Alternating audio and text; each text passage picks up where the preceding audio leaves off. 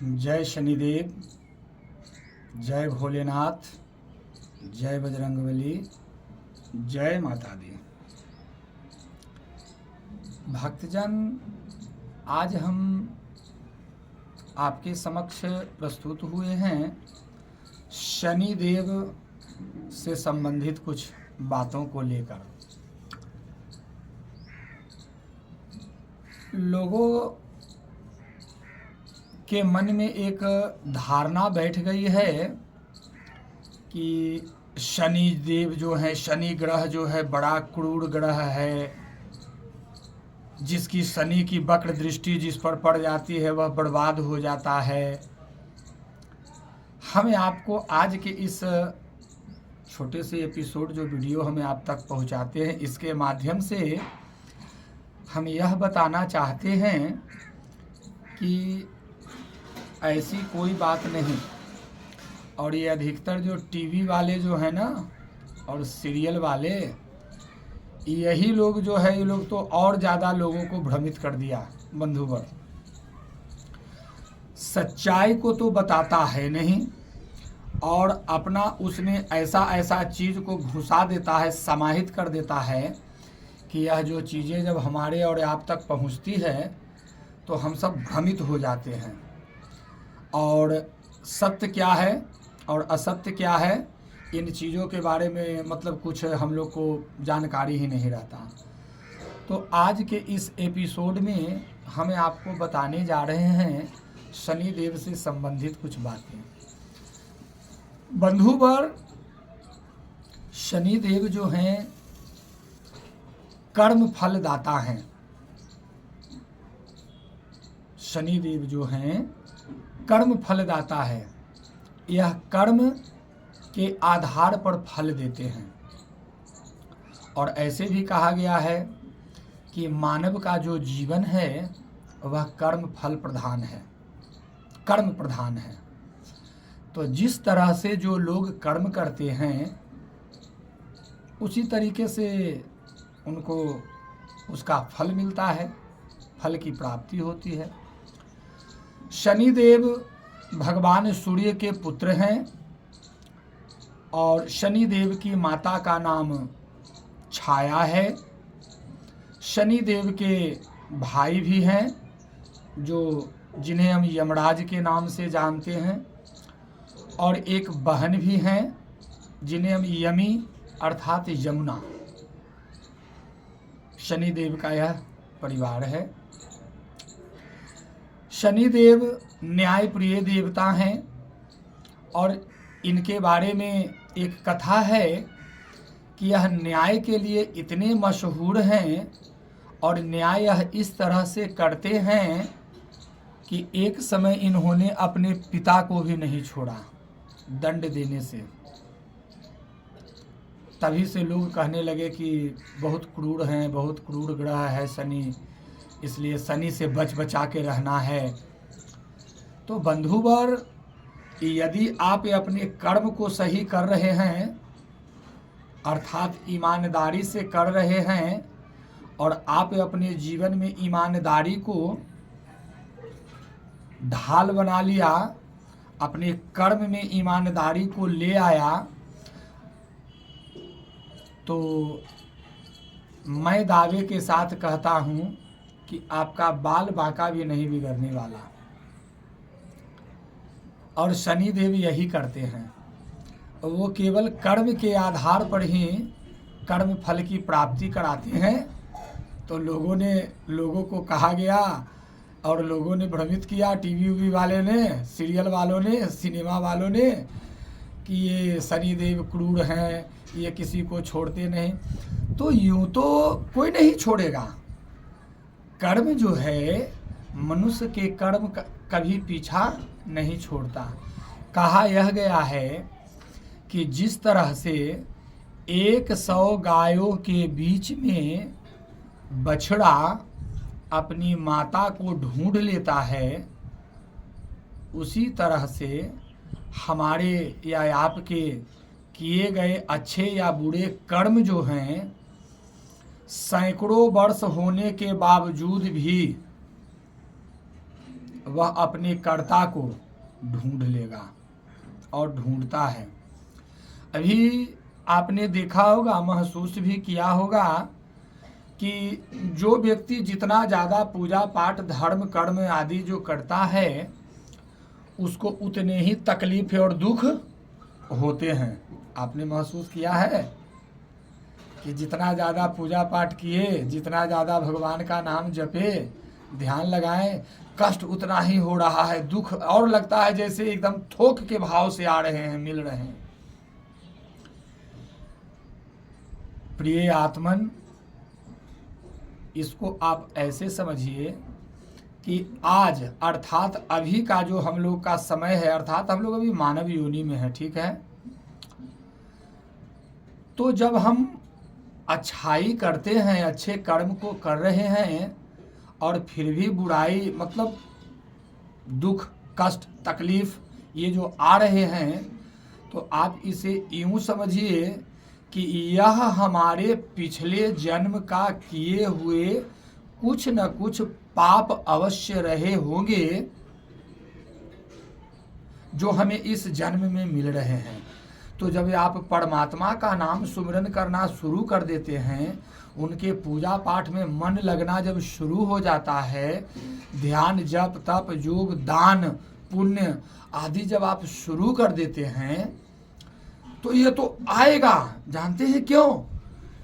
उसी तरह से कि जैसे सांप के बिल में या चूहे के बिल में जब पानी उड़ेला जाता है तो उसमें से छटपटा कर निकलता है, उसी तरीके से जब आपके इस जन्म में पुण्य मजबूत होंगे, धर्म मजबूत होंगे, आपकी भक्ति प्रबल होगी, तो वो जितना जो बुराई है, जितना जो पाप है, जितना जो अधर्म अन्याय पिछले कई जन्मों का किया हुआ है, वो सब जल्दी से निकलकर भागना चाहेगा।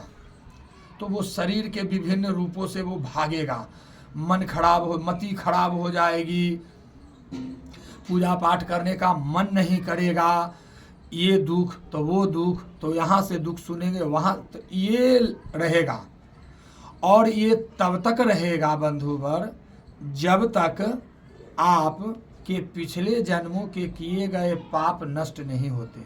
लेकिन वो खत्म हो जाएंगे, वो थोड़े समय के लिए आते हैं आपको विचलित करने के लिए, कि इसे विचलित करते हैं, क्योंकि माया है ना, यह तो माया से संसार ग्रसित है, ढका हुआ है, और माया भी भेजने वाले स्वयं परमात्मा है, इसीलिए तो उनका एक नाम मायापति भी है।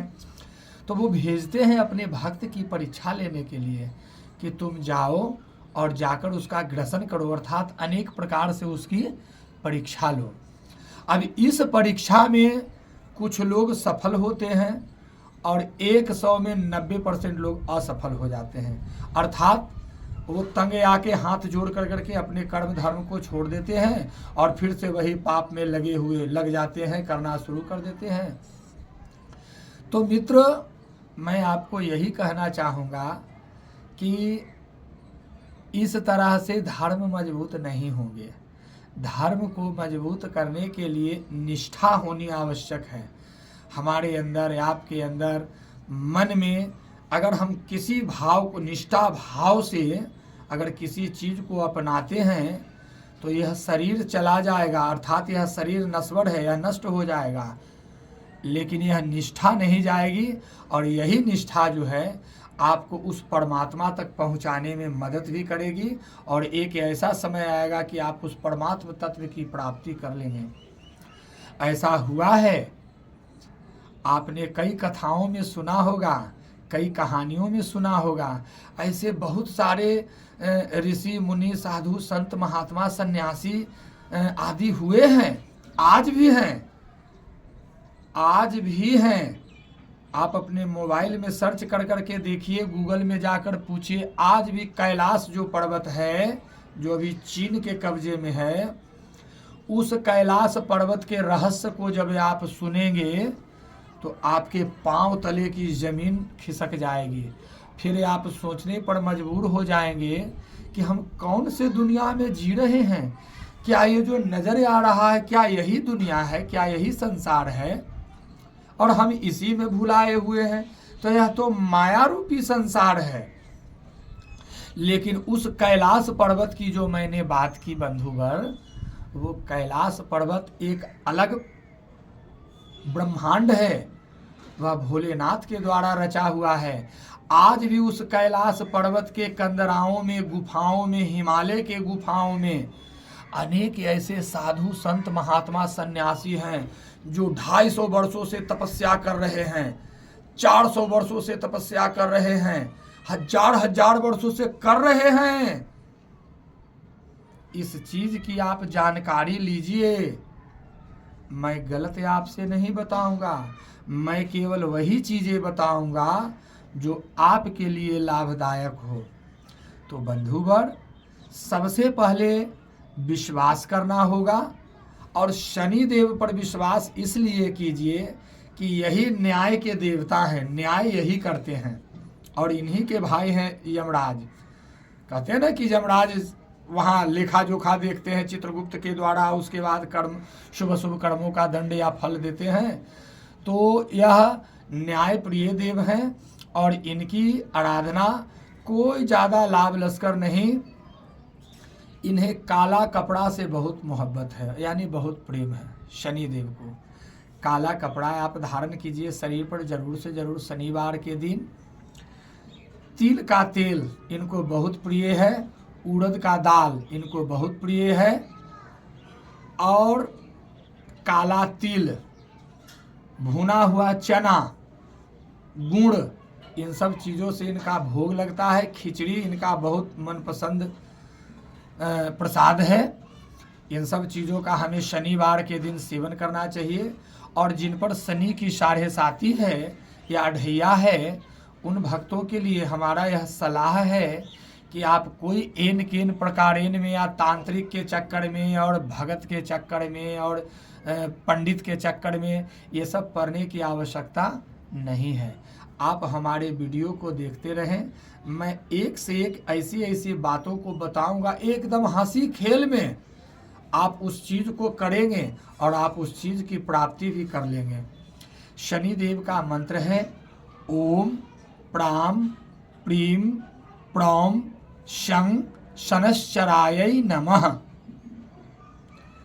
एक माला आप कर सकते हैं शनिवार के दिन, और यदि आप उतना नहीं कर सकते हैं तो बस केवल आप जाप कीजिए 108 बार शनिदेव शनिदेव शनिदेव शनिदेव शनिदेव शनिदेव शनिदेव शनिदेव। इस तरीके से आप 108 बार करें, आपका कल्याण होगा, और साथ ही साथ जो आपके पास में हैं उन लोगों का भी कल्याण होगा। ठीक है, मिलते हैं फिर। हम विशेष रूप से शनिदेव के बारे में और भी कुछ बातों को बताऊंगा। चूँकि कहा गया है हरि अनंत हरि कथाय अनंता, भगवान का कोई और अंत नहीं है। तो अभी तो हमने शुरुआत किया है, अगली वीडियो में हम बताएंगे और शनिदेव से संबंधित। तब तक के लिए जय शनिदेव, जय श्रीमन नारायण, जय भोलेनाथ।